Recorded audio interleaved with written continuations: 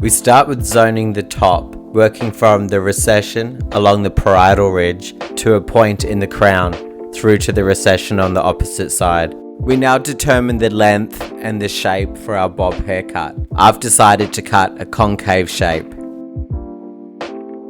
We take a center profile section and a slight diagonal forward cutting section.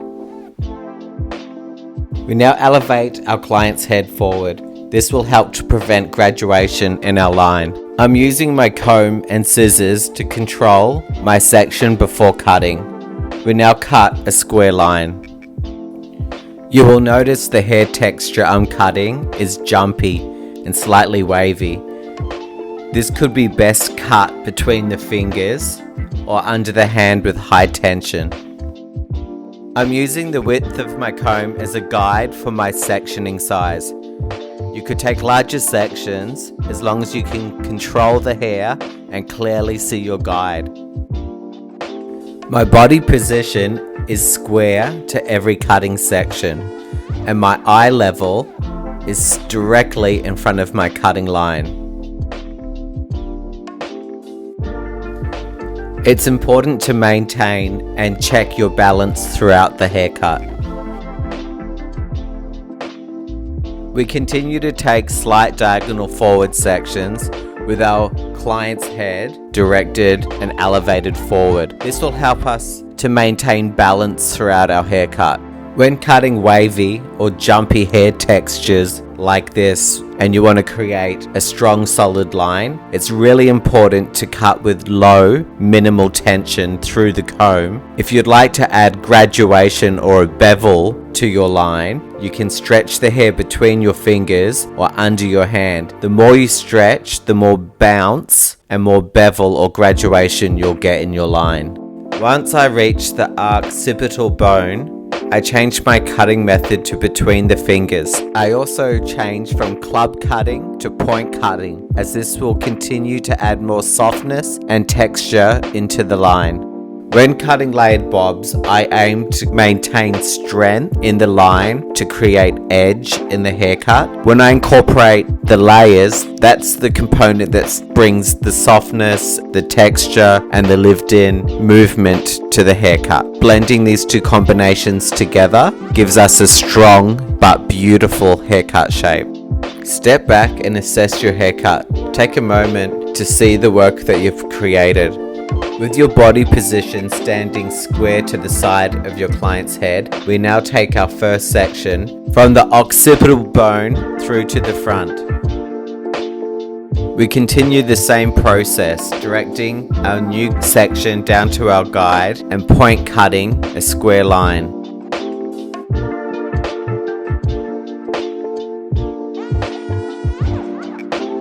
We now over-direct the front side section back to our guide in the back. We continue to point cut a square line, maintaining the corners. This process creates a subtle concave shape, working from a square line into a triangular line in through to the front. I recommend cutting one side at a time because it's easier to maintain your body position and distribution, stepping from behind your client to the side and then back again.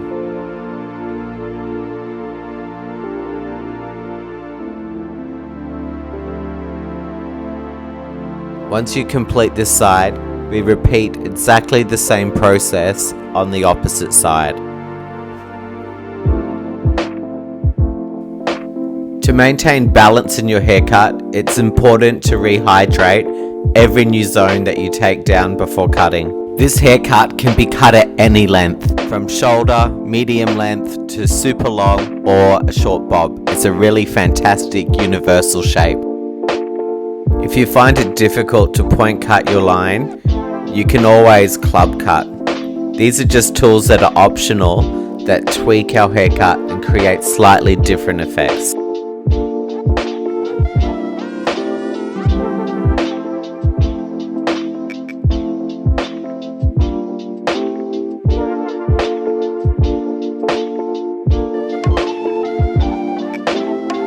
If you preferred shorter length in the front, you could cut this exact haircut using a square line instead of a concave triangular line.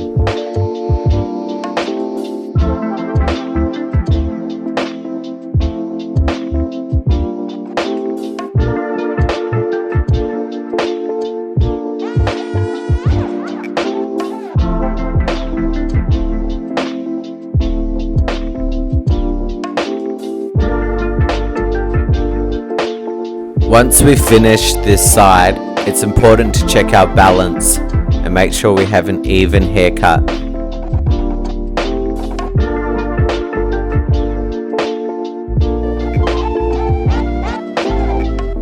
We zone the top crown zone by taking a radial section. We section the top zone through the natural parting. Take a second to assess the natural fall of the crown zone. Remember to rehydrate. Even tension and hydration will help you to maintain an even haircut. We take our guide from the top of the previous zone. We now choose our cutting angle. I have chosen to cut with a triangular cutting line, as it will maintain maximum length and connect seamlessly into the previous line. We start with taking a center profile section, directing and elevating our hair straight out from the head shape. We continue to cut with the triangular cutting angle. This shape will help us to maintain length in the crown and direct weight into the zone underneath, creating a beautiful, seamless, well-connected haircut. It's important to assess your first section in case you need to make any adjustments throughout the crown zone.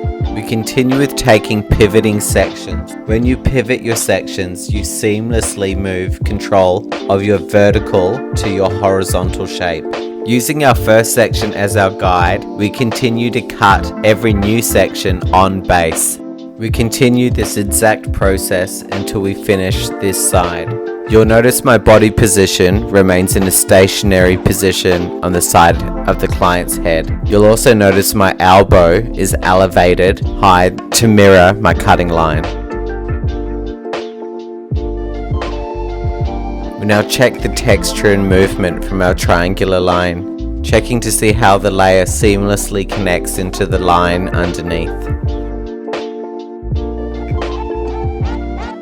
Once we reach the side zone, we use our guide from the back zone as our stationary guide. We direct every section in the side zone back to the stationary guide. My body position is now facing back towards my client's face. This is to be able to maintain the appropriate cutting angle. You'll notice on the opposite side, my body position will remain at the back of the head shape.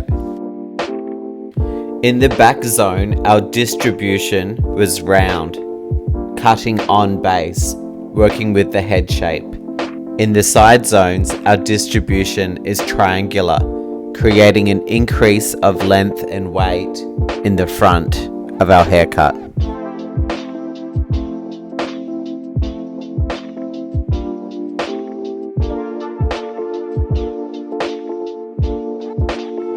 We now continue the same process on the opposite side, maintaining the same elevation, cutting on base with a triangular cutting angle. The layers in the crown zone connect into our line using the guide from the nape zone. In the side zones, the hair above the parietal ridge on the top of the head is disconnected from the line underneath. It's really important to maintain consistency and balance throughout your haircut.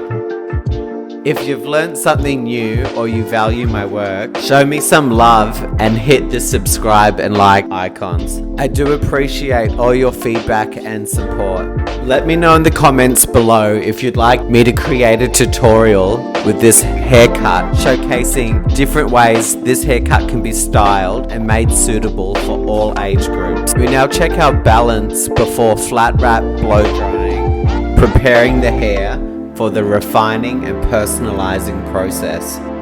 I have directed my client's head to the side and placed a sectioning clip to control the hair. I'm using a club cutting method to reduce any unwanted length. Point cutting into the section will help to collapse the line and soften the shape. You can use your fingers to elevate the hair out to clean the line. Even though the top layered zone and the side line are disconnected, you can still see how these two still blend together. We continue the exact process on the opposite side and in the back zone. This tutorial is a remake of one of my oldest haircuts. It's a basic layered haircut. Definitely one of my most successful tutorials on YouTube. I'd love to know if you think this one is an improvement on my original. I'll link it in the description below.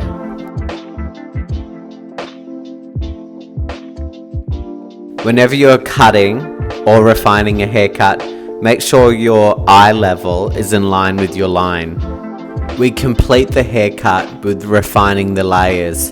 I'm simply elevating the exact same way I cut the layers, gently point cutting to soften.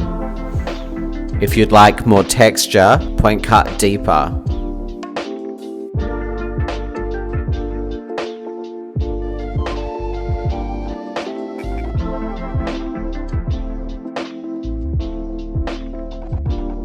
This haircut would look amazing with a curtain bang, a strong fringe, soft layering. However, I want to keep the exaggerated strength and length in the front. You can see how the layers seamlessly blend into the line in the back. This is a disconnected layered bob haircut. It has strength and looks edgy straight.